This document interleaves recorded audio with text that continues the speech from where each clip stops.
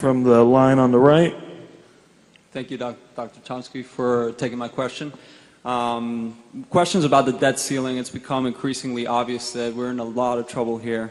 And it's also becoming obvious to everyone that the Federal Reserve Bank that issues the currency is owned by a bunch of private bankers. So my question to you is, do you think it would remedy the situation at all to return the power of printing money and issuing currency to the people of the United States? Frankly, there's a lot of feeling about that, but I really think it's misguided. I don't think the problem is printing fiat currency. That's, I mean, just in a, if you eliminate capitalism, you know, okay, then there are other options. But in a, but that's not on the agenda. We have a state capitalist economy, you know, maybe in the long term it can be worn away, maybe overthrown, I hope so. But the issue now is, how do you function in a sensible state capitalist economy? And you cannot do that without a central bank that controls currency. In fact, if it wasn't for the Federal Reserve's ability to print money, we'd be in a deep depression right now, a worse depression than the 1930s. And what's, you know, since the sensible thing isn't being done for political reasons, the sensible thing would be creating demand by government investment. But for reasons that we can go into, that's not being done. In our state capitalist economy, the only alternative is the one that Bernanke has used.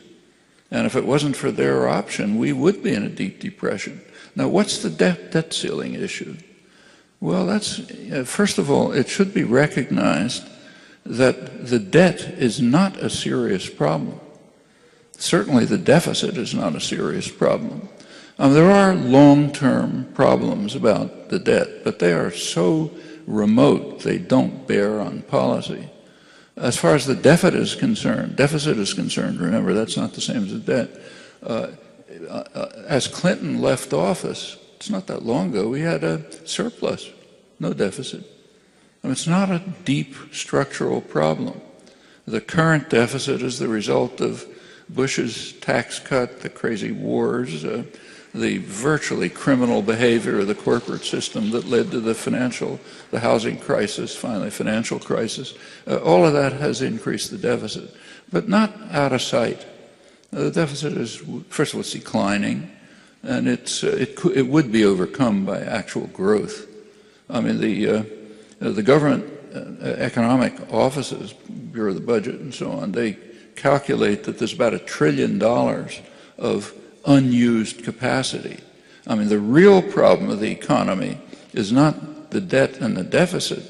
It's the fact that the economy is so kind of grotesque that you have tens of millions of people wanting to work and not able to. You have huge financial resources. The corporations that don't know what to do with their money, huge profits, huge bank profits. There's an enormous amount that has to be done. Just walk around any city, you can think of a million things that have to be done, and all kinds, you know, just enumerate them at will. So a huge number of idle hands, enormous resources, tremendous amount of work that has to be done, and the economy is so dysfunctional it can't put them together. That's the problem. And it's destroying a generation of young people. It's severely harming the economy. Under current circumstances, the way out is pretty well known. It's to stimulate the economy through government demand, since corporations aren't doing it, and to devalue the dollar so that we import less and export more. These are methods that are technically feasible, but not politically feasible. And I think we have to ask about that. So what's the dysfunction in government about? Well, for one thing, it's called polarization of the parties. That's just not accurate. I mean, think about what's happened in the United States. You go back about 50 years, and the United States was described, not incorrectly, as a one-party state, the business party, with two factions called Democrats and Republicans. And that was pretty accurate. But something changed. No time to talk about it, but in the last roughly generation, 30, 35 years, there's been a significant change in the economy, and it's led to a change in the political organizations. We're still a one-party state, the business party. We still have two factions, but they're not Democrats and Republicans. One faction is moderate Republicans who are called Democrats. So the Democrats today are pretty much the moderate Republicans of a generation ago. You know, people say the moderate Republicans have disappeared. No, they haven't. They've just become Democrats.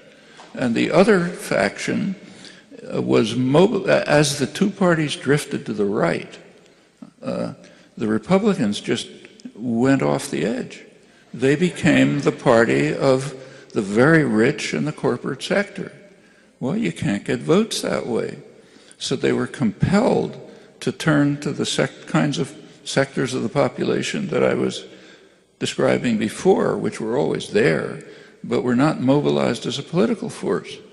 You know, the people terrified that somebody's coming after them, the religious extremists, the people who hate science because what do those guys know, and so on and so forth. Those are the sectors of that's the base of the Republican Party. And that's the second faction. If you look at the business pages now, the corporate sector is very concerned that they can't control their base. They can no longer control them. These guys don't care if they destroy the economy.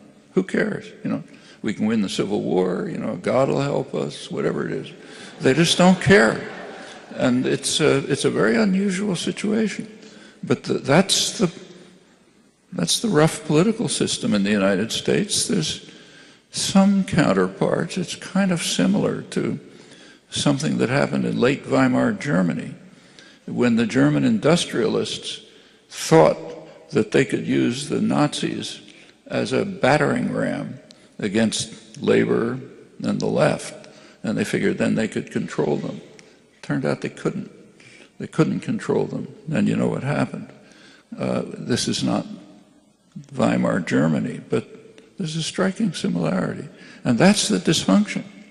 That's what's happening in Washington. That's why the World Bank and the IMF are pleading with the United States to try to act like a civilized society. You know, because we may bring down the global economy with these two factions. That's a serious problem. Florida's right in the middle of it, so you guys see it all around you.